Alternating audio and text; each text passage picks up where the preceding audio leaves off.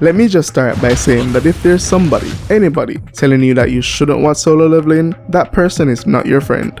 With that said, this episode was absolutely insane, and I'd go as far as to say that it's arguably the best episode of solo leveling that we've gotten so far. So sit back, relax, and let's get into it. The episode covers chapters 52 to 55 of the manhwa, bringing an end to the Red Gate arc. It starts off with Jinu adding the defeated Ice Bears to his shadow army, and I don't think you realize the problem that Jinu is becoming.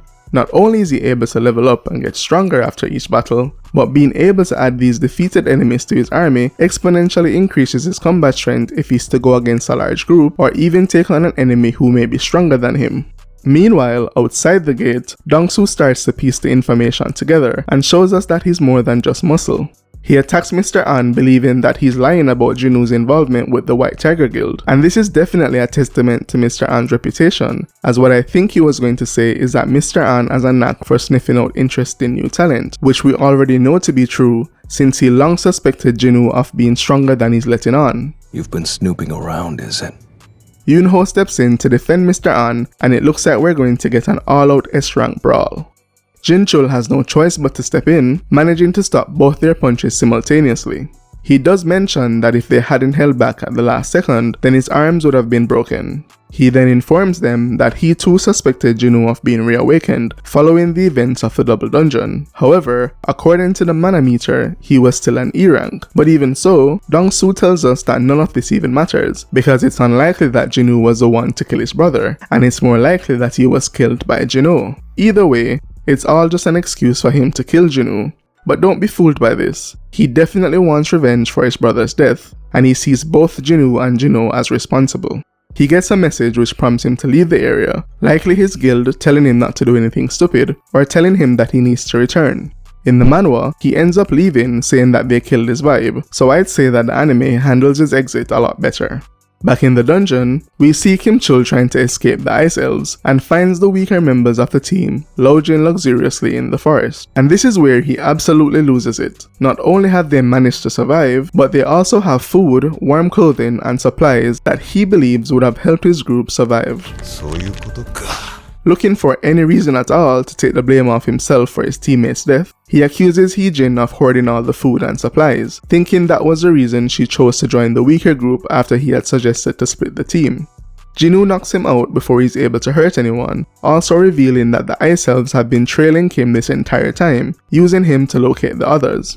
Jinu is able to understand and communicate with the Ice Elves, giving us some unexpected information.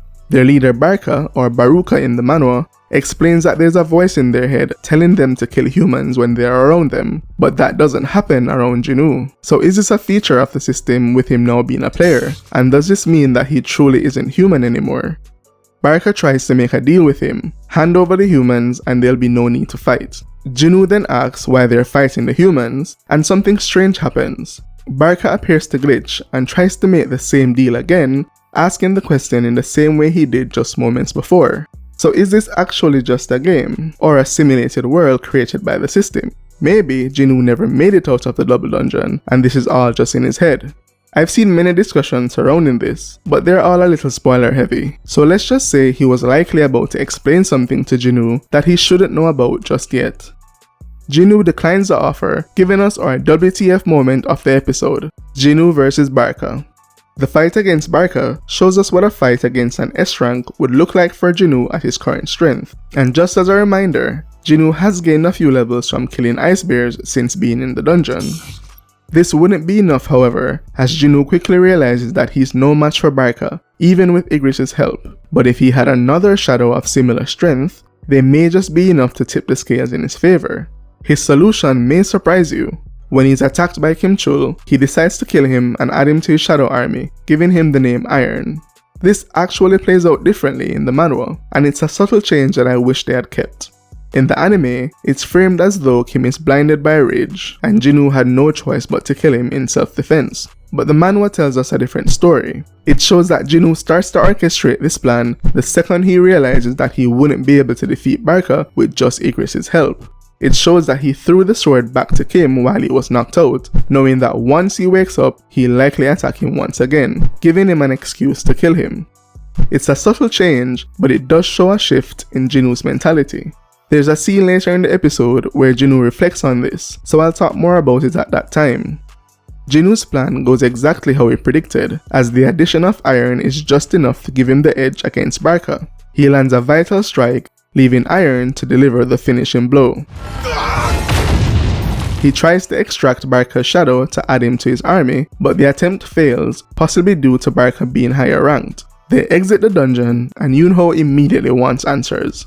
How is it that the weakest members are the only ones alive, and what happened to the other members of the team? So when Jinwoo tries to leave, Yoonho begins to make it clear that he's getting these answers by any means. Jinu lets him know that he should be thanking him for bringing out his guild members alive, and they're the ones he should be questioning, and if it wasn't clear, Jinu was itching for this fight. Yoonho finally sees what Mr. An has seen in Jinu this entire time, and tells him to recruit Jinu to the White Tigers at all costs. Jinu gets home, and we see him reflect on the events of the Red Gate, realizing that this is the third time that he's been put in a situation where he had to kill another human being. The first was Dong-suk and his strike team, and the second was against Kang Tae-shik. Both times I'd say were justifiable as self-defense. This time though, not so much. As I said earlier, Jinu clearly made the decision to kill Kim in order to take down Barca. If Kim wasn't blinded by rage and decided not to attack, I'm sure Jinu would still have tried to kill him somehow. The episode ends with Jinu, Jinho, and Song-yi headed to another C-rank dungeon raid as part of the agreement Jinu had made with Jinho in Season 1. And based on Jinho's closeness with Song-yi, Jinho reminds him that age is not just a number. So what can we expect in the upcoming episodes? Firstly, there should be some fallout from the Red Gate appearance and the deaths associated with it. We normally see that after incidents involving deaths inside a dungeon, a report is done by the Hunters Association and a statement is issued to the public. We saw it after the double dungeon raid, the Dong-suk, and the Kang incidents, so we can expect the same in this case. Which brings me to my second point. Jinu's days of hiding behind his E-rank title are officially over. I said it in my episode 1 breakdown, and I think this pretty much cements the point that Jinu has gotten so strong that he can't expect people to believe he's an E-rank anymore. Imagine being an E-rank and talking to an S-rank like, how dare you even question me, you should be on your knees thanking me. And while I don't think Jinu would win in this scenario, he was clearly ready for the smoke. So I wonder if Yoonho hadn't backed down, would Jinu actually have taken it there? Also, there are a few things that were set up from the last season that they haven't revisited as yet, one of which being the cure for his mother. The last time we saw him attempt the Demon's Castle, he barely managed to defeat the Cerberus guarding the door, which made him realize that he needed to get stronger before attempting to enter the castle. Back then, he was around B rank, but after his fight with Barca, he should be a low S rank, and let's not forget, his Shadow Army increases his combat strength exponentially, so we can expect to see this storyline explored sooner rather than later. Lastly, the overarching issue for this season will be the 4th Jeju Island raid. We saw in the last episode where they retrieved one of the ants which had mutated to form wings, showing that an escape from the island is imminent, so I suspect we should get some information as to how they plan on dealing with this before it becomes an even bigger issue. There were some persons asking why the Jeju Island situation has been so difficult to deal with, and without going too deep into spoiler territory, it's definitely not for lack of trying. They have had 3 unsuccessful raids in the past few years, each time led by a team of S ranks. The island itself is far enough that the monsters have been isolated there, but this mutation means that they have become an active threat once again and needs to be dealt with as soon as possible. If you've made it this far, don't forget to leave a like and subscribe for more solo leveling videos.